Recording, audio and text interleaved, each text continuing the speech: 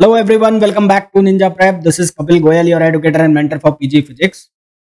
PGT physics के लिए मेरी लेक्चर सीरीज ऑलरेडी चल रही है और आप लोग उसे देख भी रहे हैं और काफी एंजॉय कर रहे हैं। तो अभी तक जो मैं आपको लेक्चर्स करा रहा हूँ वो 11th-12th क्लास का जो फिजिक्स का सिलेबस है उसके ऊपर बेस्ड है, क्योंकि काफी सारे स्टेट्स में वो 11th-12th वाला सिलेबस भी इंक्लूड रहता है, तो वो भी कराना जरूरी है, तो इसलिए वो लेक्चर भी चल रहे हैं। आज से मैं इसमें नई सीरीज और स्टार्ट कर रहा हूँ जिसके अंदर मैं BSc MSc पार्ट वाले जो फिजिक्स है उसके लेक्चर की सीरीज आपको प्रोवाइड कराऊंगा। उसके सब्जेक्ट के रिलेटेड क्वेश्चंस और उनसे रिलेटेड कॉन्सेप्ट्स के जो वीडियोस हैं वो आपको मिलेंगे। जैसा कि मैं हमेशा मेरे वीडियोस में करता हूँ, कॉन्सेप्ट के साथ क्वेश्चन को मैं समझाता हूँ। तो ये जो सीरीज होगी जिसमें BSc और MSc वाला पार्ट जो है इंक्लूडेड होगा, BSc MSc का सिलेबस इंक्लूडेड होगा फिजिक्स का, उसमें कॉन्सेप्ट के थ्रू ही मैं आपको क्वेश्चन को समझाऊंगा। और शुरुआत हम इसकी जो करेंगे वो करेंगे हम क्वांटम मैकेनिक्स। जिस तरह से आप लोगों ने जो 11th-12th वाली सीरीज है उसको अपना प्यार दिया, उसको बहुत सारा लाइक मिले उन लेक्चर्स को, और आप लोगों ने शेयर भी उसको खूब किया, ठीक उसी तरह से इन लेक्चर्स को भी आप शेयर कीजिए। चैनल पर पहली बार आए तो चैनल को सब्सक्राइब जरूर कीजिए। ये लेक्चर सीरीज बहुत सारे जो PGT एग्जाम है, लाइक अभी रिसेंट में जो होने वाले हैं हरियाणा PGT एग्जाम, उसके लिए बहुत यूजफुल होने वाली है। साथ ही साथ ओडिशा का जो PGT एग्जाम है जो नेक्स्ट मंथ ही होने वाला है उसके लिए भी काफी यूजफुल होने वाली है, और आगे फ्यूचर में आने वाले जितने भी PGT के एग्जाम होंगे वहां पर तो ये लेक्चर आपको खासा यूजफुल होंगे। वीडियो को कंटिन्यू करूं उसके पहले प्लीज वीडियो को लाइक जरूर करें, चैनल को सब्सक्राइब करें, और शेयर नहीं किया है तो प्लीज शेयर जरूर करें। तो ये जो क्वेश्चन है इसमें हमें बोला गया है the threshold wavelength of a photon that is capable of generating photo electric effect in metal is. अब फोटो इलेक्ट्रिक इफेक्ट जनरेट करना है, तो फोटो इलेक्ट्रिक इफेक्ट जनरेट करने के लिए जो मिनिमम एनर्जी है वो किसके बराबर होनी चाहिए? वर्क फंक्शन के बराबर होनी चाहिए। तो ई मिनिमम जो है वो शुड बी इक्वल्स टू किसके होना चाहिए? Work function. वर्क फंक्शन को हम किससे लिखते हैं? W0 से भी लिखते हैं, है ना।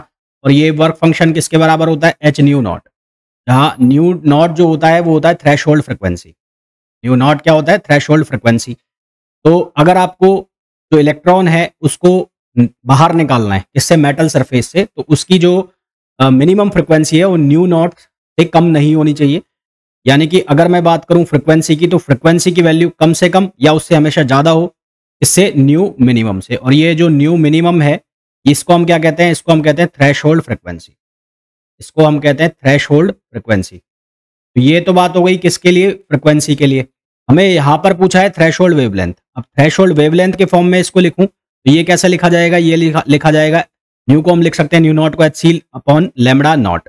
तो ये ई मिनिमम हो गया, यानी कि इस मिनिमम एनर्जी के लिए लैम्बडा की वैल्यू क्या होनी चाहिए? मैक्सिमम, है ना। लैम्बडा की वैल्यू क्या होनी चाहिए? मैक्सिमम। तो जो लैम्बडा है, अगर आपको वेव जो इलेक्ट्रॉन है उसको मेटल सरफेस से बाहर निकालना है, तो लैम्बडा जो है जो भी फोटोन है उसका लैम्बडा नॉट से कम होना चाहिए। लैम्बडा नॉट यहाँ पर कौन सी वैल्यू हो गई? ये हो गई मैक्सिमम वेवलेंथ, है ना। ये क्या हो गया? ये हो गया मैक्सिमम वेवलेंथ। और ये जो मैक्सिमम वेवलेंथ है इसको हम नाम देते हैं थ्रेशोल्ड वेवलेंथ। इसी को हम क्या नाम देते हैं? Threshold wavelength. तो हमारे पास जो भी फोटोन है उसकी जो वेवलेंथ है इस थ्रेशोल्ड वेवलेंथ से क्या होनी चाहिए? कम होनी चाहिए। तो यहाँ पर जो थ्रेशोल्ड वेवलेंथ की बात हो रही है वो कौन सी वैल्यू होती है? मैक्सिमम वैल्यू होती है, यानी कि ऑप्शन बी इसका करेक्ट आंसर होगा। नेक्स्ट क्वेश्चन पे आइए। नेक्स्ट क्वेश्चन में बोला है the work function of a calcium is 2.9 electron volt. Work function दे रखा है, यानी कि W0 की वैल्यू दी है, that is equals to 2.9 electron volt. What is the maximum wavelength of incident radiation? What is the maximum wavelength of incident radiation that will trigger photoelectric action? तो maximum wavelength क्या हो किसकी? जो maximum wavelength incident radiation की कितनी हो जिससे कि photoelectric effect स्टार्ट हो सके। अब वर्क फंक्शन का अभी हमने पीछे वाले क्वेश्चन में देखा कि जो वर्क फंक्शन है वो किसके इक्वल होगा? वो होगा HC अपॉन लैम्बडा नॉट। यहाँ पर जो लैम्बडा नॉट है ये क्या होगा? मैक्सिमम वेवलेंथ ना। ये क्या होगा? मैक्सिमम वेवलेंथ की वैल्यू होगी। अब यहां से जो लैम्बडा है ये किसके इक्वल हो जाएगा? HC upon 2.9 electron volt. H और C की वैल्यू डालो, तो H की value 6.64 into 10 power minus 34, C की वैल्यू डालोगे तो ये आएगा 3 इंटू 10 पावर 8, और अपॉन 2.9। अब इसको इलेक्ट्रॉन वोल्ट को आपको जूल में कन्वर्ट करना पड़ेगा, फिर आंसर निकालना पड़ेगा। अगर आप ऐसे करोगे तो ये जो हो जाएगा बहुत लेंदी। अगर इससे सॉल्व करोगे तो यहाँ पर आपको कैलकुलेटर वगैरह चाहिएगा तो बहुत लेंदी हो जाएगा। तो इसका शॉर्टकट क्या है? आप इसका फॉर्मूला याद रखो, फॉर्मूला क्या याद रखोगे, यहाँ आप लिखो 12,400 और यहाँ पर जो एनर्जी है वो एनर्जी किस में होनी चाहिए, इलेक्ट्रॉन वोल्ट में। तो आंसर किस में आएगा, लैम्ब्डा का आर्मस्ट्रॉन्ग में आएगा। अगर आप लिखते हैं 1240 तो ये किस में, इलेक्ट्रॉन वोल्ट में, तो यहाँ पर जो वेवलेंथ आएगी वो किस में आएगी, नैनोमीटर में आएगी। तो यहाँ पर जितने भी आंसर है सारे के सारे किस में, नैनोमीटर में। तो मैं क्या करूँ, लैम्ब्डा इज इक्वल्स टू 1240, ये लमसम इक्वल है वैल्यू है ना, एग्जैक्टली इक्वल नहीं है। तो हमें डिवाइड करना है इसको 2.9 इलेक्ट्रॉन वोल्ट से। 2.9 इलेक्ट्रॉन वोल्ट से जब इसको आप डिवाइड कर दोगे, 2.9 से, तो आंसर आपके पास आ जाएगा 428 नैनो। आंसर आ जाएगा 428 नैनोमीटर, यानी कि ऑप्शन सी। नेक्स्ट क्वेश्चन पे आइए। नेक्स्ट क्वेश्चन में बोला है in a photoelectric experiment both sodium का जो वर्क फंक्शन है Na, वो हमें कितना गिवन है, वो है 2.3 इलेक्ट्रॉन वोल्ट। और टंगस्टन का जो वर्क फंक्शन है वो हमें कितना गिवन है, वो है 4.5 electron volt. Metals were illuminated by ultraviolet light of same wavelength, दोनों की जो वेवलेंथ है वो सेम है। If the stopping potential for tungsten is measured to be 1.8 volt, तो ये स्टॉपिंग पोटेंशियल हो गई। और ये स्टॉपिंग पोटेंशियल को हमने लिखा EV, V की वैल्यू दी हुई है तो ये हो जाएगा E, कितना हो जाएगा 1.8 V EV। ये वैल्यू कितनी हो जाएगी, ये हो जाएगी 1.8 EV। सबसे पहले टंगस्टन के लिए, तो फॉर टंगस्टन के लिए हम आइंस्टीन फोटो इलेक्ट्रिक इक्वेशन लगाएं तो वो क्या लिखी जाएगी, E is equals to W0 plus 5। अब E जो है उसको आप लिख सकते हैं HC अपॉन लैम्ब्डा, लैम्ब्डा दोनों के लिए सेम है। वर्क फंक्शन की वैल्यू कितनी है टंगस्टन में, 4.5, और ये वैल्यू कितनी हो गई 1.8। तो यहाँ से इसको जब आप ऐड करोगे तो ये आएगा 3 और ये आ जाएगा 6, तो ये वैल्यू आ गई 6.3 इलेक्ट्रॉन वोल्ट। ये जो वैल्यू आ जाएगी कितनी आ जाएगी, 6.3 इलेक्ट्रॉन वोल्ट। तो हम बात करें सोडियम की, तो सोडियम के केस में क्या लिखा जाएगा, HC अपॉन लैम्ब्डा। यहाँ पर W जो है सोडियम के लिए वो कितना है 2.3 इलेक्ट्रॉन वोल्ट, और वर्क फंक्शन आपको निकालना, सॉरी पोटेंशियल निकालना है, स्टॉपिंग पोटेंशियल। तो स्टॉपिंग पोटेंशियल किसके बराबर होगा, ये होगा HC अपॉन लैम्ब्डा और माइनस 2.3। HC अपॉन लैम्ब्डा की वैल्यू हमने निकाली है और ये HC अपॉन लैम्ब्डा की वैल्यू कितनी आई है 6.3, में से आप माइनस कर दो 2.3, आंसर जो आ जाएगा वो आ जाएगा 4.0 इलेक्ट्रॉन वोल्ट। करेक्ट आंसर हमारे पास क्या आ जाएगा, 4.0 इलेक्ट्रॉन वोल्ट। ये होगा फाई की वैल्यू, फाई की वैल्यू होगी 4.0 इलेक्ट्रॉन वोल्ट। आपको चाहिए स्टॉपिंग पोटेंशियल, इसको आप इक्वल कर दो E इंटू वी स्टॉपिंग, और ये वैल्यू किसके बराबर हो गई 4.3 इलेक्ट्रॉन वोल्ट। तो E से E कैंसिल हो जाएगा, V स्टॉपिंग की जो वैल्यू आ जाएगी वो कितनी आ जाएगी, वो आ जाएगी 4.3, सॉरी 4.0, ये कितना आ जाएगा 4.0 इलेक्ट्रॉन वोल्ट। यहाँ से हमारे पास आंसर आ जाएगा 4.0 वोल्ट। आपको ये क्वेश्चन में ध्यान रखना है, यहाँ पर तो चलो सारे ऑप्शन वोल्ट में है, तो एक ऑप्शन इलेक्ट्रॉन वोल्ट का भी मिल सकता है, तो उसमें ध्यान रखना कि आपको क्या पूछा जा रहा है। नेक्स्ट क्वेश्चन पे आ जाइए। नेक्स्ट क्वेश्चन में पूछा है the energy required to dislodge a bound electron from sodium. तो ये वर्क फंक्शन की वैल्यू दी हुई है, वर्क फंक्शन की वैल्यू कितनी है 2.3 electron volt. The threshold wavelength, same question वही जैसा कि हमने पहले भी किया।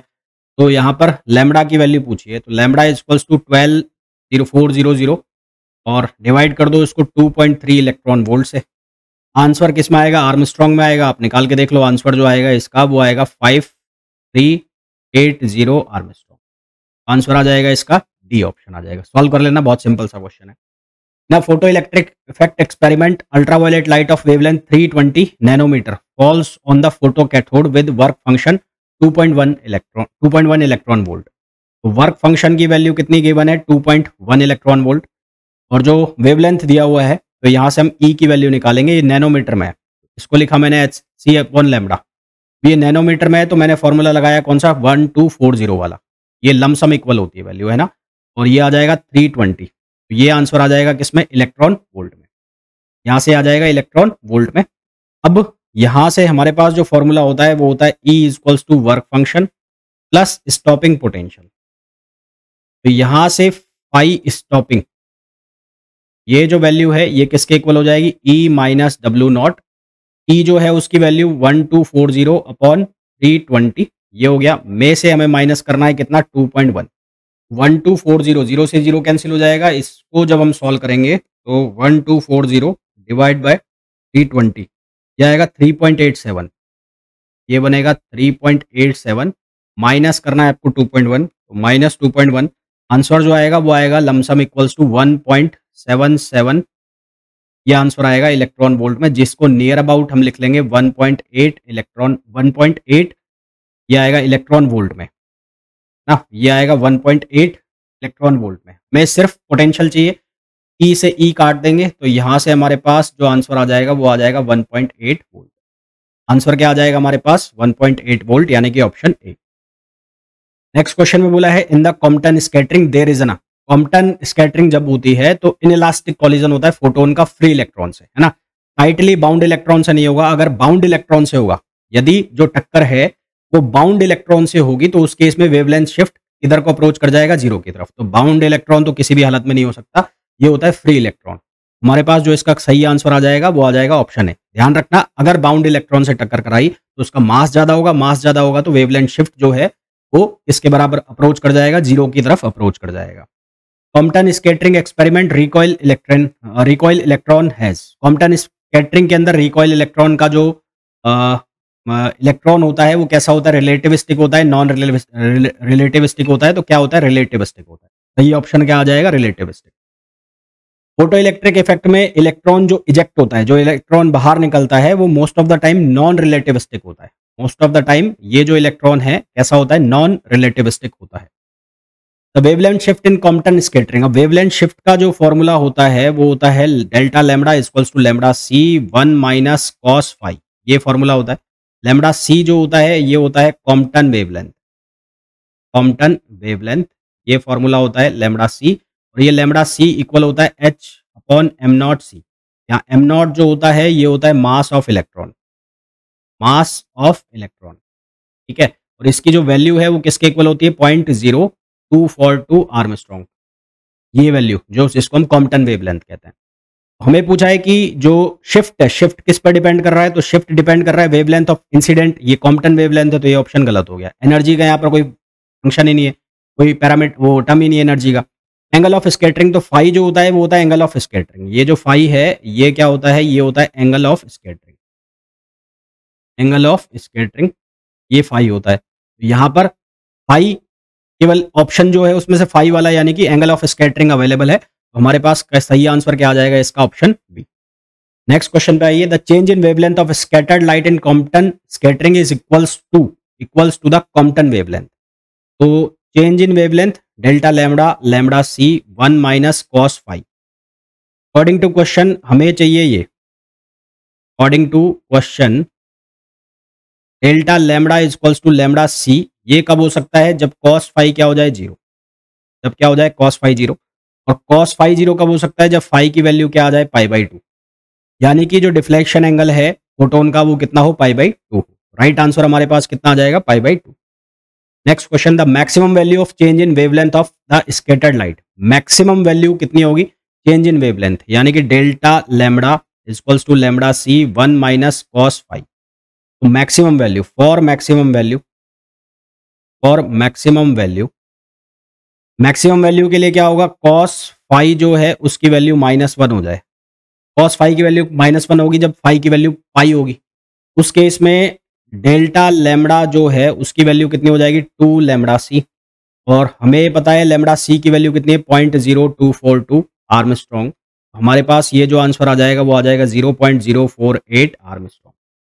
करेक्ट आंसर हमारे पास आ जाएगा ऑप्शन बी। नेक्स्ट क्वेश्चन पे आइए, the kinetic energy of an electron is equal to its rest mass energy. एक इलेक्ट्रॉन की जो काइनेटिक एनर्जी है के वो उसकी रेस्ट मास एनर्जी के इक्वल है। तो यहां से हमने एक फॉर्मूला पढ़ा है रिलेटिविस्टिक थ्योरी में कि E equals to k e plus m naught c square. तो यहां से एनर्जी की जो वैल्यू बन गई वो बन गई 2 एम नॉट सी स्क्वायर, ये बन गया, ये हमें गिवन है, ये चीज हमें गिवन है। फिर उसके बाद हम जानते हैं, हम क्या जानते हैं, हम ये जानते हैं वी नो दैट कि जो E है वो किसके बराबर होता है, under root p square c square plus m naught c square और इस पूरे का स्क्वायर, ये वैल्यू होती है। E की वैल्यू किसके बराबर है, 2 एम नॉट सी स्क्वायर ना, तो ये 2 एम नॉट सी स्क्वायर इसका पूरे का स्क्वायर हो जाएगा। तो यहां से क्या बनेगा, ये बनेगा पी स्क्वायर सी स्क्वायर ये क्या बन जाएगा, ये बन जाएगा एम नॉट सी स्क्वायर और इसका यहां से बनेगा 4 एम नॉट सी स्क्वायर, ये एम नॉट सी स्क्वायर, तो पी स्क्वायर सी स्क्वायर किसके इक्वल हो जाएगा, ये इक्वल हो जाएगा 3 एम नॉट स्क्वायर और सी पावर 4। तो सिर्फ पी सी की जो वैल्यू है वो किसके इक्वल हो जाएगी, वो हो जाएगी √3 एम नॉट सी स्क्वायर। ये सिर्फ पी सी की वैल्यू हो गई है ना, ये सिर्फ किसकी वैल्यू हो जाएगी, पी सी की। सिर्फ पी की वैल्यू किसके बराबर हो जाएगी, ये हो जाएगी √3 एम नॉट सी।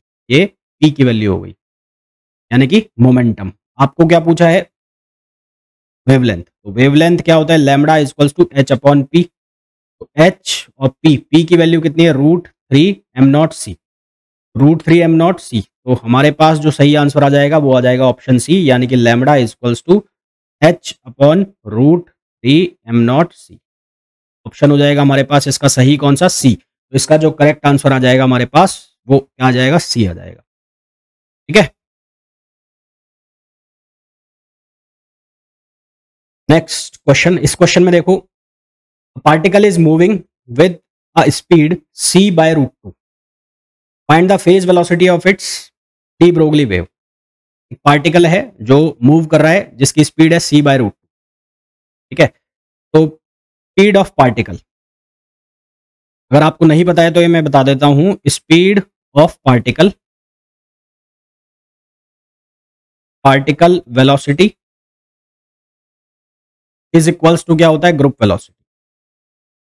पार्टिकल की जो वेलोसिटी है वो किसके इक्वल होती है, ग्रुप वेलोसिटी। तो ये कितना हो गया, ये हो गया c बाय √2। हमें पूछा है फेज वेलोसिटी। फेज वेलोसिटी तो एक रिलेशन होता है, रिलेशन किस किस के बीच में, ग्रुप वेलोसिटी और फेज वेलोसिटी। तो vp equals into vg equals to होता है c स्क्वायर। मैं पूछा है vp, तो vp की वैल्यू क्या हो जाएगी, ये हो जाएगी c square upon vg। c square as it is vg, vg कितना है c बाय √2। तो यहां मैंने लिखा c अपॉन √2। एक c से एक c कैंसिल हो जाएगा, ये कितना आ जाएगा, √2c। हमारे पास इसका जो आंसर आ जाएगा वो आ जाएगा ऑप्शन सी। ऑप्शन सी इसका करेक्ट आंसर हो जाएगा।